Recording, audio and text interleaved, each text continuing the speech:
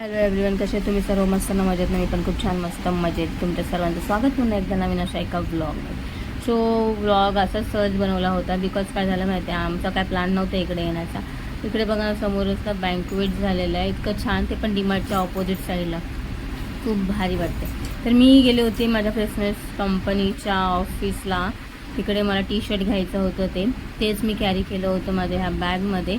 तेच टाकून मग हिला मॅडमला जायचं होतं गावाला, तर हिची शॉपिंग राहिली होती. तर ती म्हणाली मला पण काहीतरी घेऊन या. सो त्याच्यामुळे आम्ही तिला घेण्यासाठी आले. हे टी शर्ट मी याच्यामध्ये पॅक केलं होतं.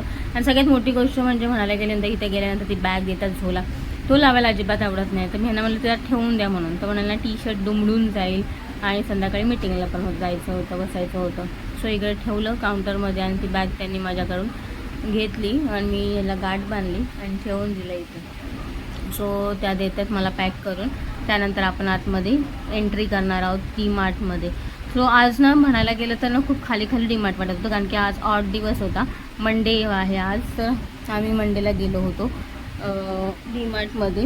जाणार आहोत आता पुढे. ब्लॉग कंटिन्यू राहा, लाईक करा, कमेंट करा, सबस्क्राईब करा आपल्या चॅनलला जर केलं नसेल. कारण भरपूर असं सपोर्ट करत चला गाईस. तुमच्या सपोर्टमुळेच हे सर्व शक्य होणार आहे. लवकरात लवकर आपलं 15K फायनली फॅमिली कंप्लीट करायचे. तर ही म्हणाले मी घेते मम्मी हे लावून. तर हिची शायनिंग काय आधीच लाजते एवढी, लाजून तुकडा आणि भाजून मुकडा, असं लाजून मुकडा भाजून काहीतरी असंच आहे, ते मला पण नाही माहिती.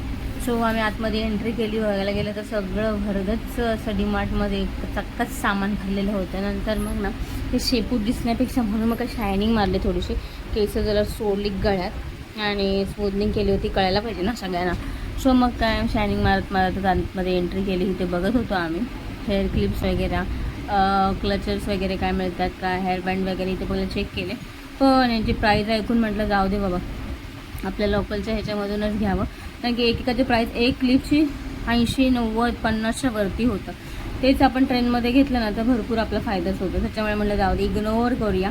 पण आपल्याला जायचं होतं बाहेर फ्रायडेला 24ला. सो त्यासाठी तयारी माझी छोटी राहिली होती, ती करायची होती.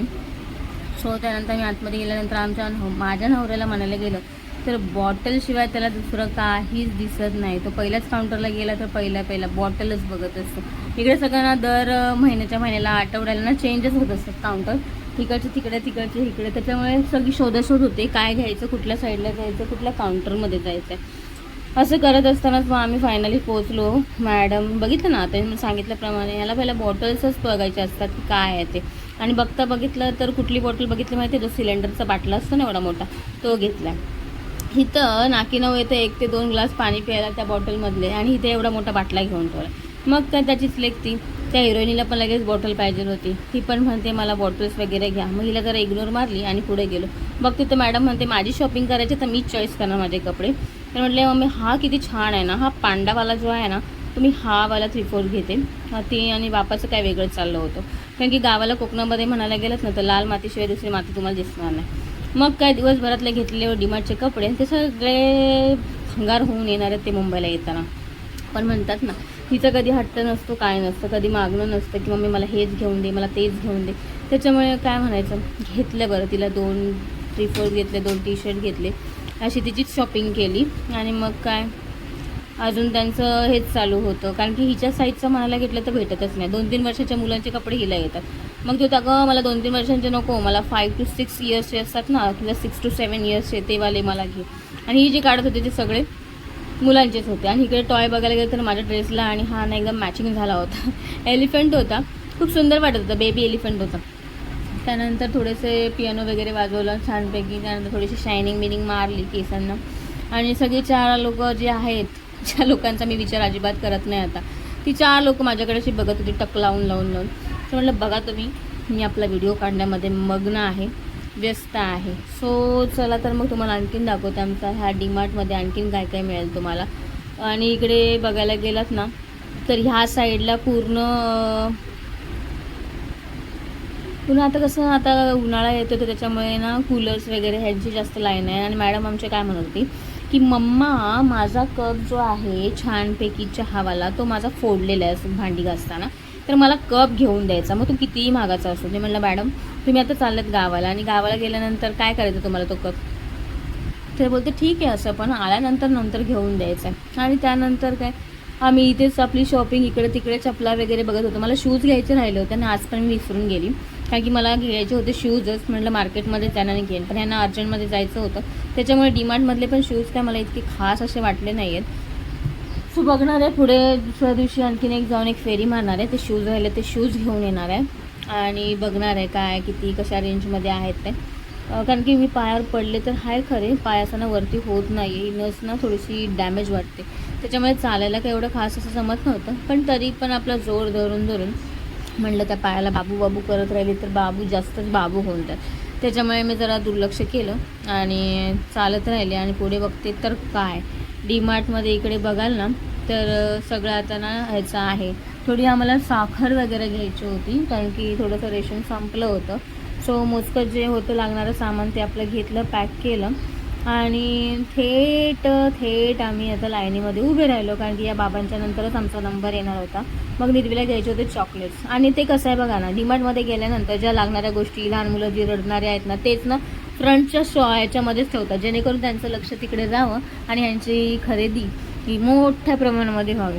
तसंच मॅडमने मस्तपैकी 5 स्टारचं 20-25वालं ना ते चॉकलेट घेतलं. आणि इकडे पॅकिंग चालली होती बाबांची, म्हणजे बाबांनी घेतलं होतं साहित्य. आणि आमचं काय नाही म्हणायला गेलं तर 4-5 वस्तूच होत्या, पण त्याचे पण 670 रुपये झाले. कुठे पैसे कसे जातात ना काही कळतच नाही, पण काय करणार, मुलीच्या ह्याच्यासाठी सगळ्या गोष्टी माफ असतात.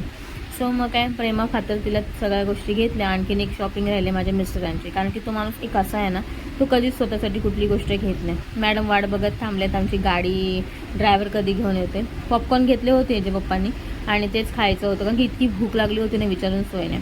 दुपारचं तर जेवण झालं होतं, पण काय म्हणायचं, मला तर अशी भूक लागते ना विचारूनच सोय नाही. त्यानंतर हे येणार होते, त्यांची वाट बघत बसलो होतो आम्ही. आणि फायनली भाई आमचा ड्रायव्हर आलाच आणि आम्हाला कधी कळलंच नाही आमच्या पाठी येऊन कधी उभा राहिला. मग मॅडमने फोडून घेतलं त्यांचे पॉपकॉर्न आणि चीजवाले पॉपकॉर्न खात आनंद घेत तोंड चालवत होती, छान लागते म्हणत होती. आणि मग काय यांनी खोलून दिलं आणि मग मी पण थोडासा हात असा घातला की अर्ध्याने मग पॅकेट ते मीच खाऊन टाकलं. मग काय मस्तपैकी बसलो गाडीवरती आणि चला तर मग आमची सवारी आता चालू झाली. माझ्या नवऱ्याला एवढी एलर्जी आहे ना व्हिडिओमध्ये न येण्याची, का विचारूनच सोय नाही. जरा कॅमेरा इकडे फिरवलं का बाबाचं लगेच झालं टँग इकडे तिकडे तोंड, म्हणजे इतका लाचकुळा आहे का बाबा विचारूनच सोय नाही. पोरीला फिक्की पाडेल तो, एवढा माणूस तो लाचकुळा. आणि हा माझ्याच पदरात पडायचा होता. असो म्हणतात ना, पदरात पडला आणि पवित्र झालं, तशी गत म्हणूनच चालायला लागणार आहे. आता काय OLXवरती विकलं तरी पण काय फायदा होणार नाही, कोण यांना घेणार पण नाही. त्याच्यामुळे आता पूर्ण आयुष्यभर ह्यांनाच सांभाळावं लागणार आहे. आणि इकडे म्हणायला गेलं तर मोठी ना युनिव्हर्सिटी इथे झालेली आहे, तुम्हाला दाखवते इकडे. हे बघा, तर हे जे आहे ना ते हे मोठी युनिव्हर्सिटी झालेली आहे इकडे आपल्या ऐरोलीमध्ये. ऐरोलीमध्ये काय कुठली गोष्ट नाही आहे, प्रत्येक गोष्ट आपल्याला आपल्या ऐरोलीमध्ये सगळ्या गोष्टी आपल्याला जवळ मिळतात. आणि त्याच्यामुळे ऐरोली सोडायची नव्हती, म्हणून तर लग्न करून पण मी ऐरोलीमध्येच आहे. सो आणि इथे गेल्यानंतर इथे ना छत्रपती शिवाजी महाराज यांचा ना मोठासा पुतळा झालेला आहे, पण याचं अजून हे केलेलं उद्घाटन झालेलं नाही आहे. त्याच्यामुळे ते असं पॅकिंगवालंच आहे. आता बघू कधी सरकारला जाग येते आणि कधी होईल त्यांचं ते. येणारच आपण तिकडे पण प्रोग्रामला. आणि इकडे म्हणायला गेलं तर आता आम्ही हा जो ब्रिजवरती बांधत आहेत ना, सो तिथून आम्ही खाली जाणार आहोत. आणि फायनली मग आम्ही घरी पोचलो. आणि जे टी-शर्ट मी तुम्हाला दाखवत होते ना ते हेच आहे फ्रेशनेसचं आपलं. सो हे वाला टी-शर्ट घालूनच मला संध्याकाळच्या मीटिंग अटेंड करायची होती. आणि बाजारातून मी आणलेली होते पालकची भाजी. सो यातली पालकची भाजी थोडीशी फ्रेश वाटली, पण आतमध्ये म्हणाल ना वरचा माल ताजा होता आणि आतमध्ये थोडंसं हे होतं, डॅमेज होतं. पण जे मला गोष्टी लागणार होत्या तेवढ्या मी निवडून घेतल्या, मस्तपैकी साफ करून घेतल्या. आणि खूप दिवसानंतर मी आज पालकचं काहीतरी करणार होते. आता काय असणार, जास्तीत जास्त पालकची डाळ आणि पालक भाजी.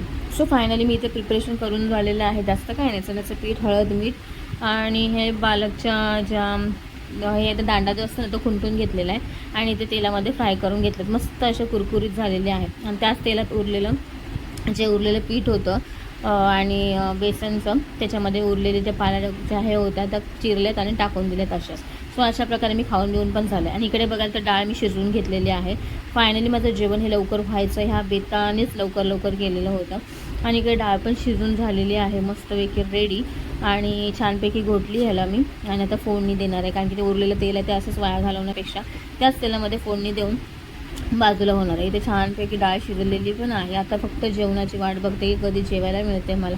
बिकॉज काय होईल माहिती आहे, असं गरम गरम खाल्लं ना की मला तर खूप मजा येते आणि खायचा आनंद, स्वाद एकदम भारी वाटतो. सो आता इकडे झाले फायनली गरगर गरगर गरगर गरगर फिरवून. आत्ता मी देणार आहे फोडणी आणि फायनली फोडणी देऊन झाल्यानंतर माझी डाळ ही अशी दिसणार आहे तुम्हाला. आणखीन हां इकडे बघा, तर ह्याला छान असताना उकळी आल्यानंतर गॅस बंद केला आणि त्यानंतर मी इकडे आणलेली होती कोरियनची मॅगी. इतकी चटपटी ना, आमच्या मनूने मला एकदा दिली होती खायला, तर तिची टेस्ट ना खूप छान वाटली. इतकी तिखट आणि स्पायसी होती ना, त्याच्यामुळे मी एक पॅकेट का होईना मी ते पॅकेट घेऊन आलेली आहे डीमार्टमधून. आणि बघू आता त्याला योग कधी येते बनवायचा, कारण की मला तर येत नाही, पण मी मनूलाच सांगणार आहे बनव म्हणून. आणि इकडे डाळ बघा, फायनली इथं गॅस बंद करायचा राहून गेला म्हणून पुन्हा मी दाखवते तुम्हाला की डाळ अशी प्रकारे झालेली आहे आपली लाल तिखट आणि चवीला खूप छान. आणि गरमीतून थंड अशी ही भाजी जी असते पालकची, तर पोटाला पण आराम आणि शांत असं वाटणारं अशी डाळ, पनीर पालक डाळ बनवलेली आहे. आणि निर्वीला पण खूप आवडतात हे पालकची भजी, सो तिने पण 2-3 बनवल्या खाऊन टाकले होते. आणि हे बघा अशी आपली भजी रेडी झालेली आहेत, असे दिसतात आपले भजी. आणखीन ह्यातले अर्धे निमित्त मी खाऊन घेतले, कारण की मला बनवताना खाताना जी चव येते ना खूप भारी लागते आणि अप्रतिम वाटतं. त्यानंतर इकडे भात रेडी आहे, आपली डाळ झालेली आहे आणि हे भजी, अशा प्रकारचं हे कॉकटेल आपलं रेडी झालेलं आहे. आणि दुपारी आला होता ना मॅक्सीवाला, तर माझ्याकडे ना मॅक्सी नाहीत, मी दिवसाभरात असे ड्रेसेस वापरते, संध्याकाळीचं ते पण टॉप आणि ते हे वापरते प्लाझो, त्याच्यामुळे मॅक्सीचा काही संबंधच येत नव्हता. पण नाही 200 रुपयाला घेतलेली आहे, दारावरती आला होता, पण कलर आणि बांधणीचं असल्यामुळे खूप भारी. आणि पॉपकॉर्नचं एक पॅकेट आमच्या मिस्टरांसाठी ठेवलं होतं, कारण की ते बोलले होते की मला हवं आहे. आणि इकडे पंखा तर मी अजिबात लावत नाही जेवण बनवत असताना, कारण की इतके वाफा मारतात ना त्याच्यामध्ये अर्धे निमी भिजूनच जाते. खूप गरमी होते आमच्या इथे पण, तुमच्या इथे पण होते की नाही नक्की कमेंट करून सांगा बरं.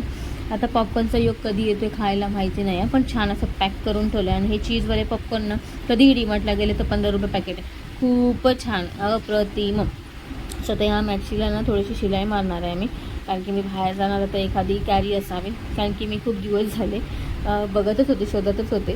सो आणि तो फायनली आज आला पण होता. सो 200ला एक म्हटलं तर परवडली. आणि अशी किती दिवस मी वापरते, फक्त ऑनलाईनमधली रात्री. तर कसं वाटलं तुम्हाला आजचा ब्लॉग नक्की कमेंट करून सांगा. भेटूया नवीन